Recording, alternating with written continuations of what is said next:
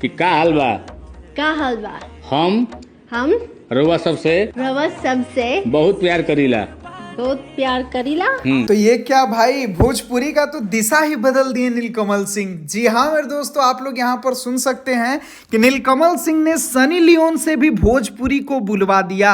जी हाँ मेरे दोस्तों, आप लोगों को बताया जाए कि नीलकमल सिंह का अभी हाल फिलहाल में एक बहुत ही बड़ा प्रोजेक्ट सनी लियोनी के साथ आ रहा है, जिस गाने का नाम है लड़की दीवानी, जिसके बारे में आज नीलकमल सिंह के साथ सनी लियोनी भी आकर बताई कि आप लोग इस गाने को ढेर सारा प्यार आशीर्वाद दीजिए। और भोजपुरी के अभिनेत्री अब बन चुकी है सनी लियोनी, जो कि नीलकमल भाई ने आज भोजपुरी का नाम रोशन करके रख दिया है। मेरे भाई, आप लोगों को यहां पर स्क्रीन पे यहां पर देख सकते हैं, गाने का पोस्टर यही है। और अब आप लोगों को मैं सुनाता हूं कि नीलकमल सिंह ने क्या बोला है, सनी लियोनी ने क्या बोला है। तो ये रहा वो वीडियो। हेलो भाई लोग, का हाल चाल बाटे। हम गायक नीलकमल सिंह, हमार गाना आवे वाला बाटे हिंदी सॉन्ग। हेलो, क्या बात कर रहे हो?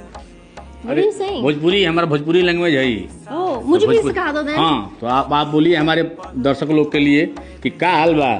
का हाल बा। हम रउआ सबसे बहुत प्यार करीला। बहुत प्यार करीला। I love you. ओह, I love you.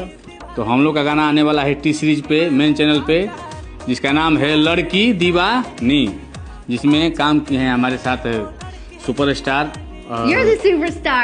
And guys, please go check out the song.